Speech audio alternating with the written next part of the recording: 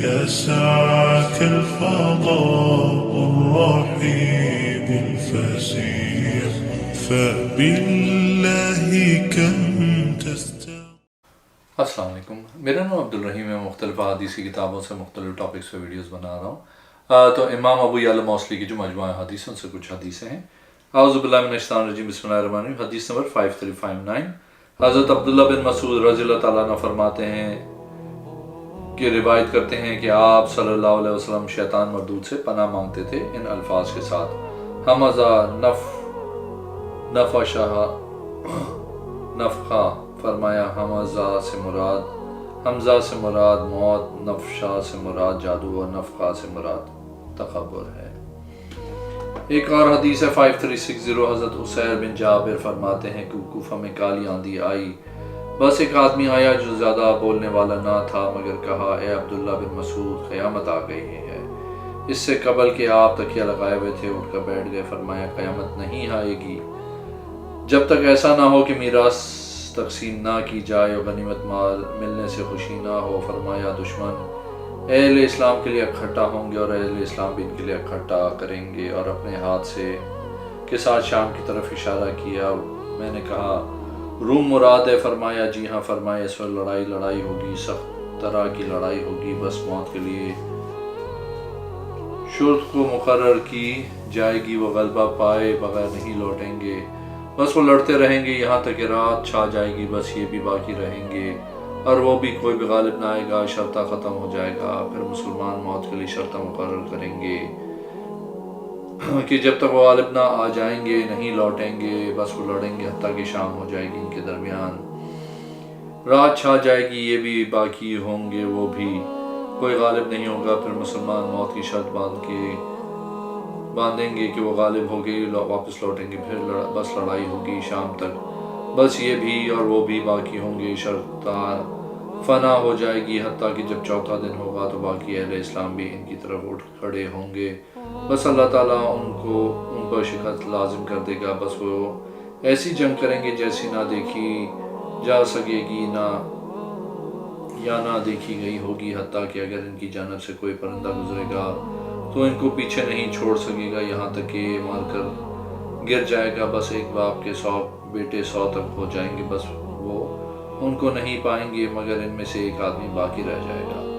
اور کیسی غنیمت جس پہ خوشی ہوا جائے گی، یا کون سی میراث جس کو تقسیم کیا جائے، وہ اسی حال میں ہوں گے جب وہ کچھ آدمی لوگوں کی آواز سنیں گے جو اس سے زیادہ ہوں گے، تو ان کے پاس ایک اعلان کرنے والا آئے گا کہ دجال ان کے اولادوں میں آ گیا ہے، بس جو کچھ ان کے ہاتھوں میں ہوگا وہیں چھوڑ دیں گے اور اس طرح متوجہ ہو جائیں گے، بس وہ 10 شہ سواروں کو بھیجیں گے۔ بس رسول کریم صلی اللہ علیہ وسلم نے فرمایا میں ان کے باپوں کے نام، ان کے گھوڑوں کے رنگوں کو بھی جانتا ہوں، وہ بہترین شہ سوار ہوں گے روئے زمین میں اس وقت، یا فرمایا وہ زمین کی پیٹھ پہ اس وقت سب سے بہتر شاہ سوار ہوں گے۔ ایک اور حدیث ہے 5361، حضرت عبداللہ بن مسعود رضی اللہ تعالیٰ عنہ فرماتے ہیں کہ ہم حضور صلی اللہ علیہ وسلم کے ساتھ جہاد میں تھے، ہمارے لیے عورتیں نہیں تھیں، ہم نے عرض کی یا رسول اللہ صلی اللہ علیہ وسلم کیا ہم خصی نہ ہو جائیں؟ ہم کو آپ صلی اللہ علیہ وسلم نے فرمایا نے منع کیا اس سے ہم کو حکم دیا کہ نکاح کرنے کا کسی عورت کے ساتھ کپڑوں کے بدلے۔ پھر عبداللہ رضی اللہ تعالیٰ عنہ نے یہ آیت پڑھی: اے ایمان والو اس چیز کو حرام نہ کرو جن کو اللہ نے حلال کیا۔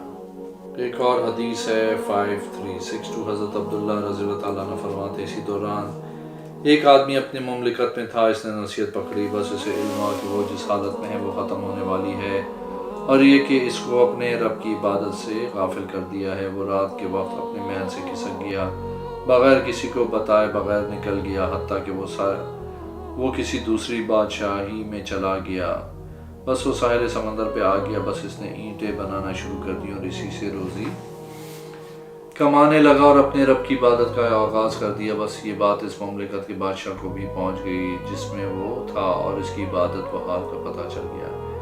اس بادشاہ نے اس کی طرف آدمی بھیجا تو اس نے اس کے آنے والے سے انکار کیا، جب اس نے دیکھا تو خود اس کی طرف جانے کے لیے سوار ہوا، بس جب عابد نے اس بادشاہ کو اپنی طرف آتے دیکھا تو اس سے بھاگ نکلا، بس اس نے اپنی سواری پر سوار ہو کے اس کا پیچھا کیا، اس سے عرض کیا اللہ کے بندے میری طرف سے تمہیں کوئی ڈر نہیں ہونا چاہیے۔ پھر وہ اس سے اترا اور اس کے معاملے کی حقیقت کے بارے میں سوال کیا تو اس نے بتایا میں فلاں فلاں بادشاہ ہی کا مالک ہوں، مجھے نصیحت آ گئی، میں نے جان لیا کہ میری حالت ختم ہونے والی ہے اور اس نے مجھے اپنے رب کی عبادت سے غافل کر دیا ہے۔ اس بادشاہ نے کہا جو کچھ تو نے کیا آپ مجھ سے زیادہ اس کے حقدار نہیں۔ پھر اپنی سواری کو چھوڑا اور اسی کی پیروی کی۔ وہ دونوں اکٹھے اپنے رب کی عبادت کرنے لگے۔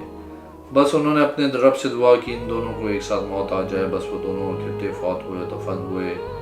حضرت عبداللہ رضی اللہ تعالیٰ نے فرمایا اگر میں مصر کے ٹیلے پہ ہوتا تو تمہیں ان دونوں کی قبریں دکھاتا اس طریقے سے جیسے ہمیں رسول کریم صلی اللہ علیہ وسلم نے دکھایا ہے۔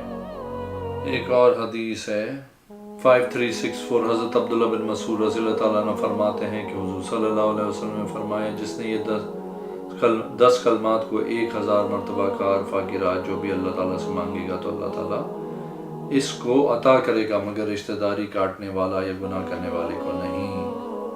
سبحان الذی فی السماء عرشہ سبحان الذی فی الارض موضعہ سبحان الذی فی البحر سبیلہ سبحان الذی فی النار سلطانہ سبحان الذی فی الجنت رحمتہ سبحان الذی فی القبور خداؤہ سبحان الذی فی الہواء روحہ سبحان الذی رفع السماء سبحان الذی وضع الارض سبحان الذی لا منجا منہ الا الیہ۔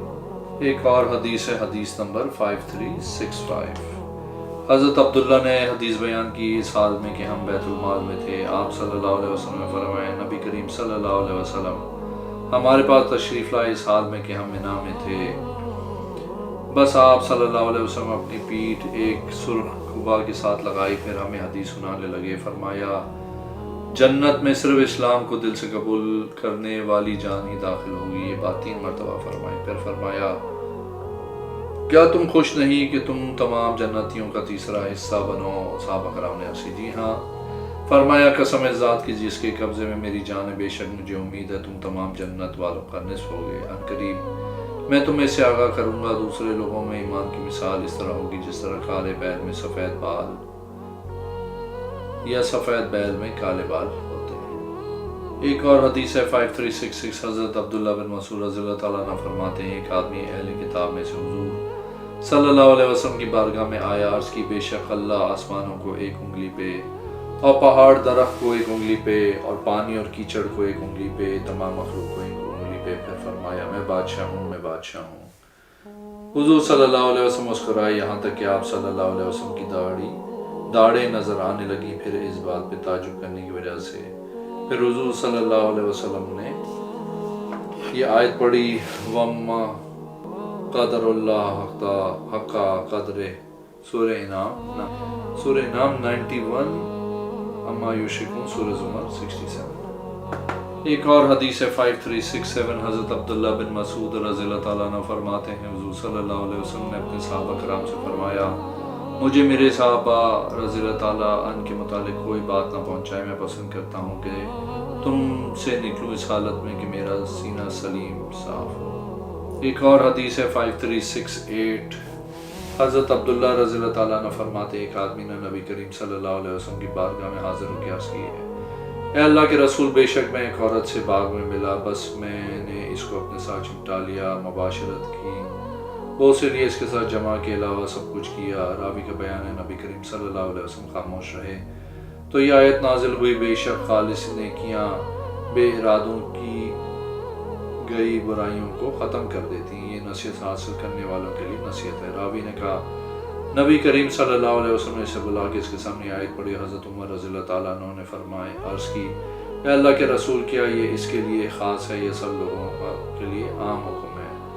آپ صلی اللہ علیہ وسلم نے فرمایا نہیں بلکہ سب لوگوں کے لیے عام ہے۔ ایک اور حدیث ہے 5369 حضرت عبداللہ بن مسعود رضی اللہ تعالیٰ عنہ فرماتے ہیں کہ میں حضور صلی اللہ علیہ وسلم کے ساتھ مدینہ شریف میں ایک کھیتی میں تھا، آپ صلی اللہ علیہ وسلم تکیے پہ ٹیک لگائے ہوئے تھے۔ یہود کی ایک قوم آپ صلی اللہ علیہ وسلم کے پاس آئی، بعض نے ان سے کہا اسے سوال نہ کرو، بس انہوں نے کہا سوال کیا۔ آپ صلی اللہ علیہ وسلم اسیر پر ٹیک لگائے ہوئے تھے، گویا آپ صلی اللہ علیہ وسلم پہ وحی نازل ہو رہی تھی۔ آپ صلی اللہ علیہ وسلم نے کہا یسألونک عن الروح قل الروح عن امر ربی وما اوتیتم من العلم الا قلیل، سورہ اسراء نمبر 85۔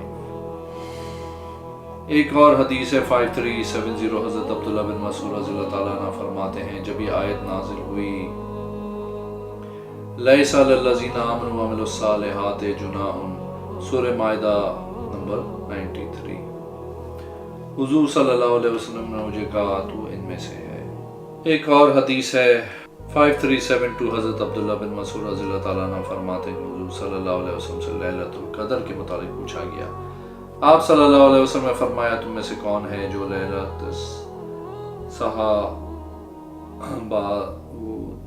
کو یاد کر رہا ہے؟ حضرت عبداللہ بن مسعود رضی اللہ تعالیٰ عنہ اس کی میں میرے ماں باپ آپ صلی اللہ علیہ وسلم میں فدا ہوں یا رسول اللہ صلی اللہ علیہ وسلم، میرے ہاتھ میں کھجوریں ہیں، میں ان کے ساتھ سحری شروع کروں گا۔ میں فجر سے پوشیدہ تھا، یہاں کے فجر طلوع ہو گئی، 27ویں کی رات ہوگی اگر اللہ نے چاہا۔ ایک اور حدیث ہے 5373، حضرت ابی شریح الخزاعی فرماتے ہیں کہ حضرت عثمان رضی اللہ تعالیٰ عنہ کے زمانے میں جب سورج گرہن لگ گیا، مدینہ شریف میں حضرت عبداللہ بن مسعود رضی اللہ تعالیٰ عنہ موجود تھے۔ حضرت عثمان رضی اللہ تعالیٰ عنہ نکلے، لوگوں کو 2 رکعت نماز پڑھائیں اور 1 رکعت میں 2 سجدے کیے۔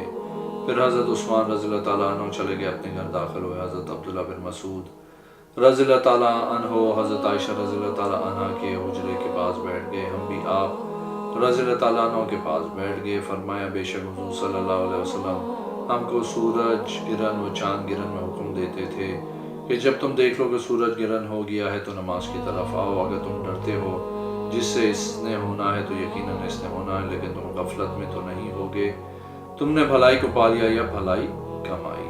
ایک اور حدیث ہے 5375، حضرت عبداللہ بن مسعود رضی اللہ تعالیٰ عنہ فرماتے ہیں ان کے پاس ایک آدمی آیا، اس نے عرض کی کہ آپ نے حضور صلی اللہ علیہ وسلم سے سنا ہے کہ آپ صلی اللہ علیہ وسلم نے فرمایا گھوڑے کی پیشانی میں بھلائی قیامت تک لکھ دی گئی ہے، اس کو اللہ کے لیے خریدو، اللہ سے اس کا معاوضہ مانگو۔ عرض کی گئی یا رسول اللہ صلی اللہ علیہ وسلم اللہ کے لیے خریدنے، اللہ سے معاوضہ مانگنے کا کیا مطلب ہے؟ آپ صلی اللہ علیہ وسلم نے فرمایا کہو ہم کو حصہ اللہ نے دیا ہے، ہم نے فروخت کیا ہے کہ اللہ ہم کو فتح دے، بے شک تم ہمیشہ بھلائی پر ہی رہو گے جب تک تم جہاد میں کرتے رہو۔ آخر زمانے میں لوگ ہوں گے جہاد میں شک کریں گے، ان کے زمانے میں جہاد کرنا بے شک اس دن جہاد سرسبز و شاداب ہوگا۔ ایک اور حدیث ہے 5377، حضرت عبداللہ بن مسعود رضی اللہ تعالیٰ عنہ فرماتے ہیں کہ جس پر محتاجی اتری اس نے لوگوں کے سامنے اس کو بیان کیا، اس کی محتاجی بند نہیں ہوگی، اگر اس کا معاملہ اللہ کے سپرد کر دیا تو قریب اللہ اس کو غنی کر دے گا، جلدی یا پھر دیر سے۔ ایک اور حدیث ہے 5378، حضرت عبداللہ بن مسعود رضی اللہ تعالیٰ عنہ فرماتے ہیں ہم حضور صلی اللہ علیہ وسلم کے ساتھ بعض سفروں میں اچانک ہم نے ایک آواز سنی، وہ ندا دے رہا تھا اللہ اکبر اللہ اکبر۔ حضور صلی اللہ علیہ وسلم نے فرمایا فطرت پہ ہے، اس نے کہا اشہد ان لا الہ الا اللہ، اشہد ان لا الہ الا اللہ۔ حضور صلی اللہ علیہ وسلم نے فرمایا جہنم سے نکل گیا، ہم نے دیکھنے کے لیے اس کو جلدی کی تو وہ جانور چرانے والا تھا، نماز کا وقت ہو گیا تھا، اس نے نماز کے لیے اذان دی۔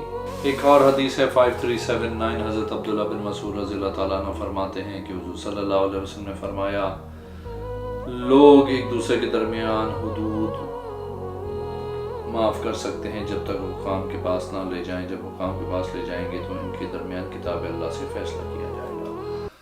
اگر آپ نے میرے چینل کو اب تک سبسکرائب نہیں کیا تو پلیز کیجیے، اس ویڈیو کو لائک کیجیے، اگلے میں انشاءاللہ حاضر ہوں گا۔ اللہ حافظ۔